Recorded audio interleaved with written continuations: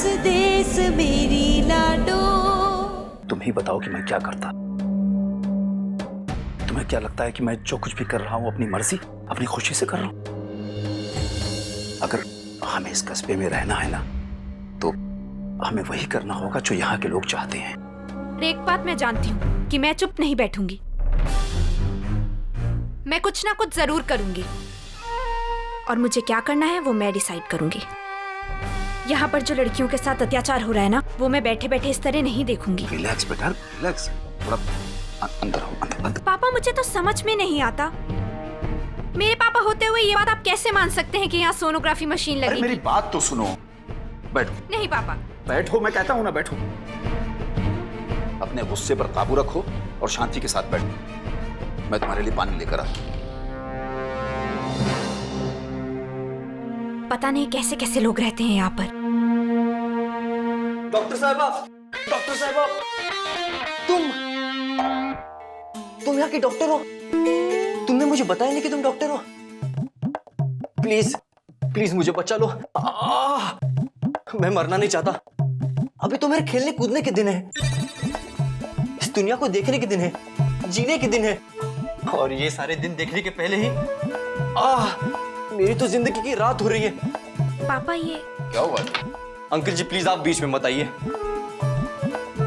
मैं डॉक्टर साहिबा के साथ बहुत जरूरी बात करनी है। प्लीज डॉक्टर साहिबा। अरे मेरी बात सुनिए, मैं ही यहाँ का डॉक्टर हूँ। अच्छा, ये मेरी बेटी है। ओ तेरी। और बेटा, तुम इन्हें जानती हो? आज जानती है, पहचानती है।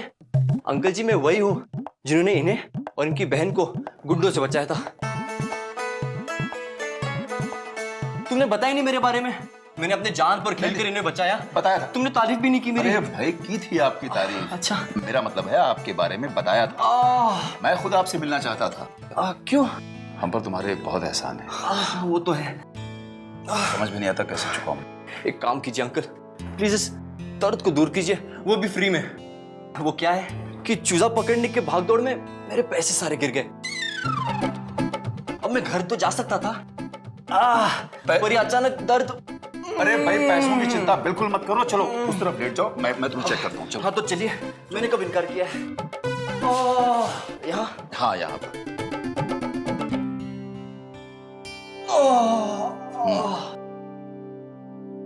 हाथ हटाइए। एक्चुअली मुझे दवा के साथ दुआ की भी सख्त जरूरत है। कहाँ ये? अंकल थोड़ा ऊपर। देखो, ऐसी कोई सीरियस बात नहीं है। एक्चुअली क्या है ना, वो जो चूजा में पकड़ने की कोशिश कर रहा था, बड़ा ही बदमाश और गिरा हुआ लफंगा चूजा था। बाकी सब चूजे तो अपना अपना खाना खुद ढूंढ कर खा रहे थे, पर वो मुंह खोलकर बैठा हुआ था और मुर्गी को घूर रहा था कि आओ मेरे मुंह में कुछ डाल दो। पर ये, मैंने भी उससे बहुत दौड़ाया और उसने मुझे बहुत बद्दुआ दी होगी।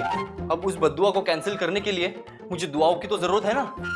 ठीक है, ठीक। लेट जाइए, पहले लेट जाइए। बेटा। जी पापा। अनबॉक्सिंग निकालना। हाँ, 1 मिनट।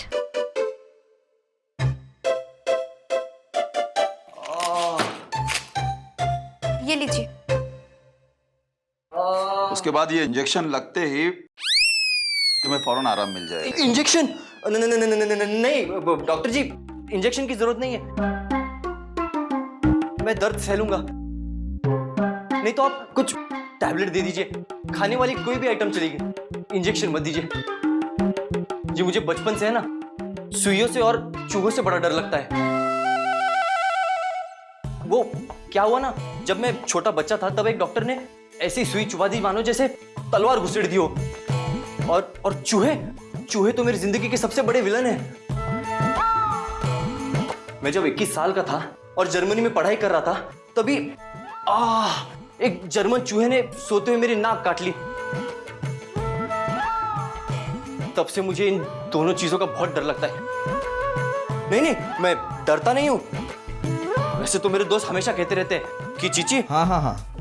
ठीक है, ठीक है। अच्छा, हम तुम्हें इंजेक्शन नहीं देंगे, टैबलेट दे देते हैं। हाँ, खाने वाली कोई भी चीज दे दीजिए, इंजेक्शन मत दीजिए। मैं लेट जाता हूँ। लाइए पापा, मैं। हाँ बेटा, ये कैप्सूल दे दो। ये लीजिए।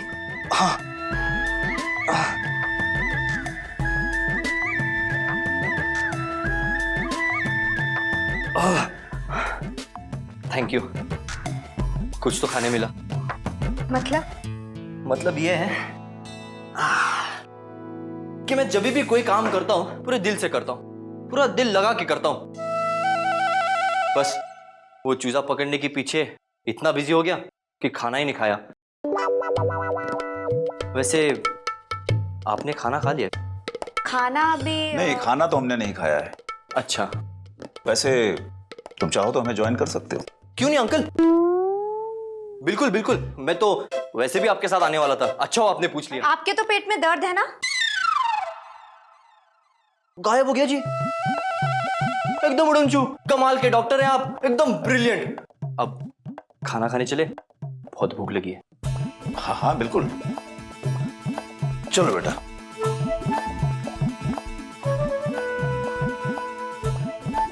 आइए, ये रहा हमारा छोटा सा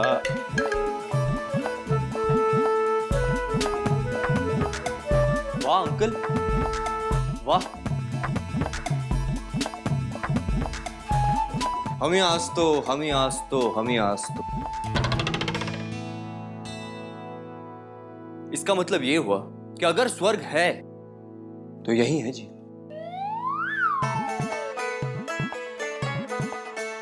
जानते हैं, जब मैं 17 साल का था तब दिल्ली में एक आश्रम में गया था। बैठिए ना अंकल। हाँ हाँ, और चाहो तो कसम उठवा लो, जैसी शांति, जैसी पवित्रता वहां थी, सेम फीलिंग यहां आ रही है जी। अंकल, वो आप खाना खिलाने वाले थे? हाँ हाँ, भूख लगी। हाँ, बिल्कुल बिल्कुल। बस अभी बेटा घर में कुछ मटर वगैरह होंगे? जी पापा। तो हाँ, मैं अभी मटर पनीर बना देती। सुनिए, एक्सक्यूज मी, घर में दही भी होगा?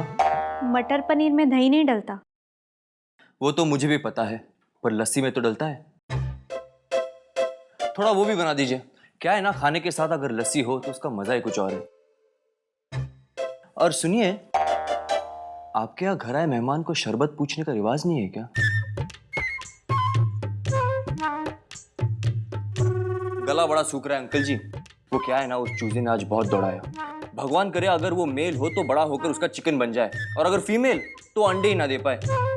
अंडों से याद आया, घर में अंडे नहीं है। हाँ हाँ, तो आप मटर पनीर ही बना दीजिए। मैंने कब कहा मुझे अंडे खाने हैं, लेकिन पहले शरबत प्लीज। अंकल, और कुछ तो नहीं चाहिए ना आपको? पहले आप शरबत तो बनाओ, अगर कुछ याद आता है तो मैं बता दूंगा। तो मैं कह रहा था, शरबत से याद आया, एक बार जब मैं चिरापुंजी गया था तब राजू शरबत वाले के ठेले पे मैंने एक ऐसा शरबत, अंकल जी, हाँ, तो वो जो शरबत था, वैसे शरबत तो बहुत सारे थे वहां, और वो स्पेशली वो जो हरा कलर का शरबत था, मेरे दोस्त तो हमेशा कहते रहते कि चीची क्या शरबत पिलाए तुम्हें। अंकल जी, आपको वहां जाना चाहिए, आप मेरे साथ चलिए। चिरापुंजी, अच्छा, हाँ, कमाल का शरबत मिलता है वहाँ। मैं आपको वहीं उसी ठेले पर वही शरबत पिलाऊंगा। अरे लेकिन अभी नहीं, अभी नहीं, अभी तो खाना खा लेंगे। हाँ।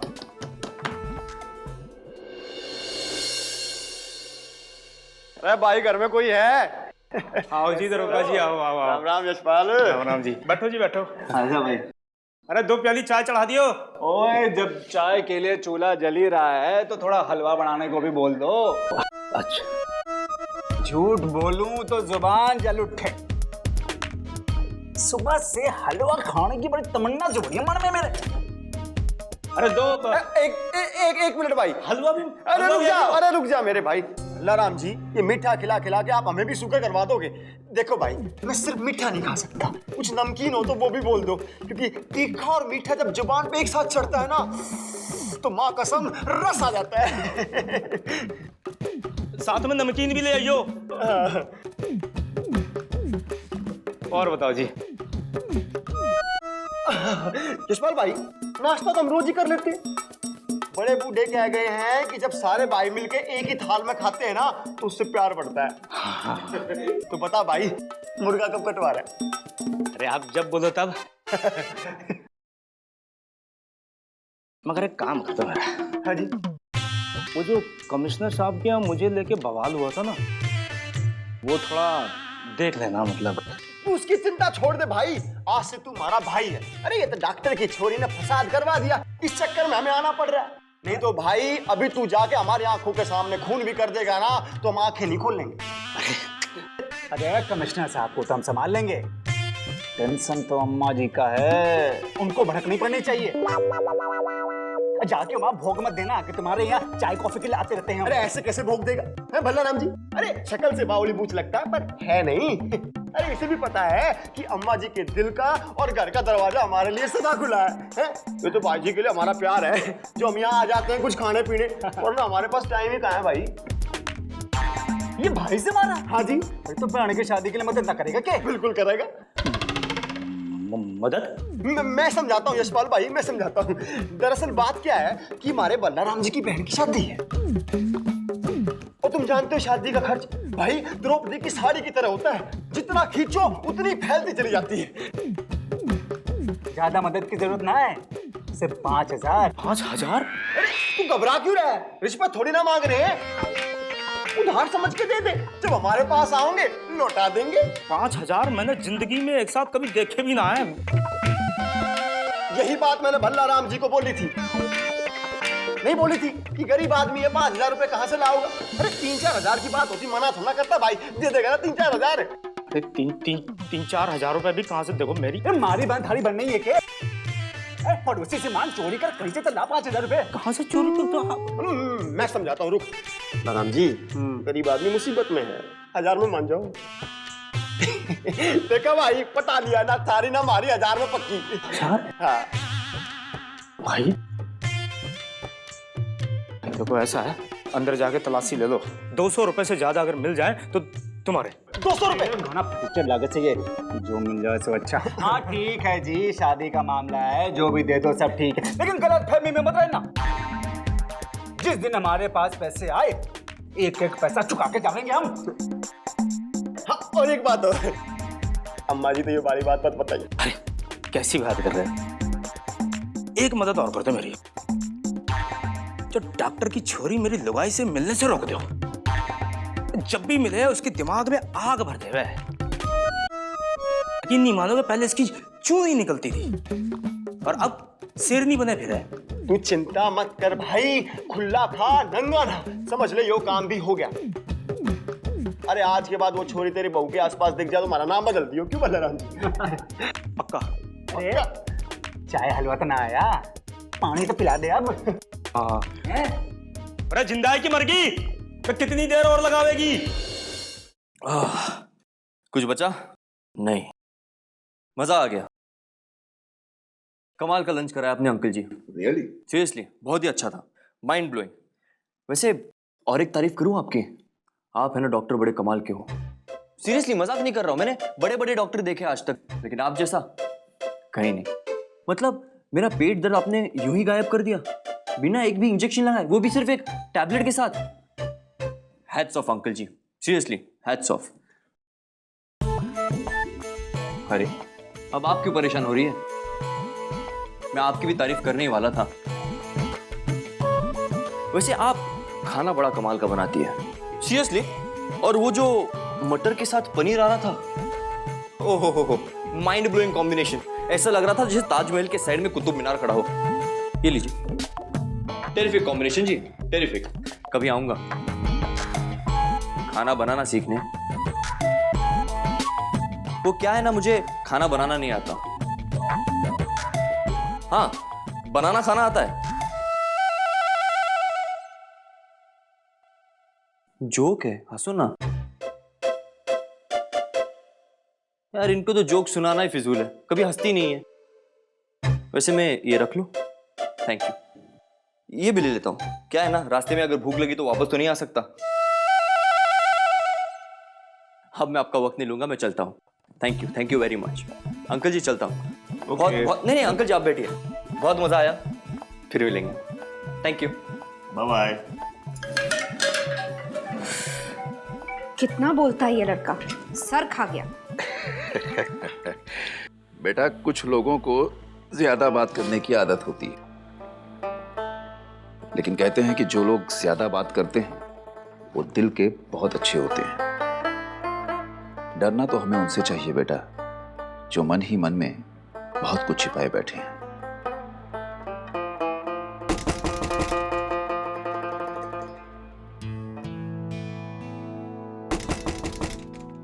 हाँ जी। नमस्ते डॉक्टर साहब। नमस्कार। मेरा नाम खर्चूस है, कस्बे का चौकीदार है। गांव की पंचायत ने संदेशा भिजवाया सर कि काले चंद्रमोहन जो हमारा सांसद से है वो हमारी सोनोग्राफी मशीन का रिबन काटेंगे। बहुत बड़ा उत्सव से बड़े बड़े लोगों ने निमंत्रण दिया से, और सारा काम हमारी अम्मा जी ने संभाल लिया। और हाँ, गांव की पंचायत ने एक बात और कही से कि अस्पताल ने एकदम टकाटक कर लेना साफ है, और ठीक 9 बजे कंप्यूटर के साथ ओड़ा पहुंच जाना। देरी ना करना डॉक्टर साहब। ठीक है जी। अब कह दीजिएगा कि सारा बंदोबस्त मैं कर लूंगा। बढ़िया डॉक्टर साहब, तो फिर मन ने इजाजत दो। राम राम। राम राम। एक सोनोग्राफी की मशीन के लिए इतना तामझाम, पता नहीं ये अम्मा जी क्या करवा रही है।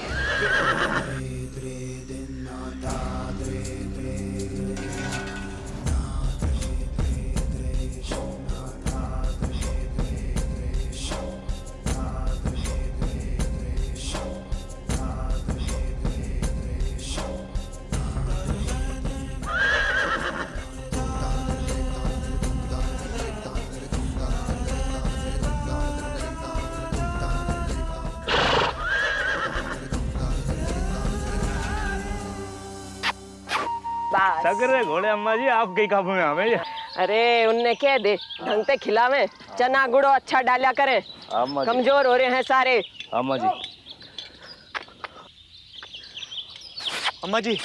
क्या हो गया? अम्मा जी, मैंने चंदा के बारे में बात करनी है आपसे। अरे इसे कौन से उसने बेटे जन्म रखे हैं जो तेरा जितना जी मचला है? अम्मा जी वो के हैं? अरे तेने समझ में नहीं आती क्या चाहवे है तू कि तेरी प्रेम कहानी की बेल तो ऊंची चढ़ती रहे और खानदान की इज्जत गड्ढे में जा। अरे बहुत बहुत सहेलिया हवेली ने बहुत कीमत चुका दी तेरी भावनाओं की। अरे हाँ, उसने भूल जा, चंदा ने अपनी भूल जा कि कोई लुगाई थी। अरे वो भी, अरे डायन है वाह, डायन ने हवेली में नहीं रखा करते, कोठरी में बंद रखा करे। इससे अपना प्रकोप ना दिखावे। मैंने हवेली के पीछे वाली कोठरी में बंद कर दिया है वाह। अरे नाम मत ना लिए उसका।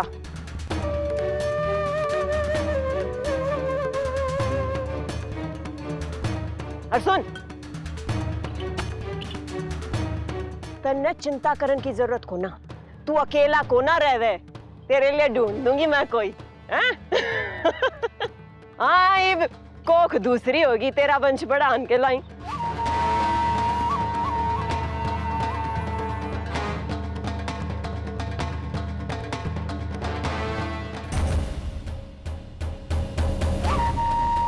चंदा की कोख में बेटे जन्मने की ताकत को ना।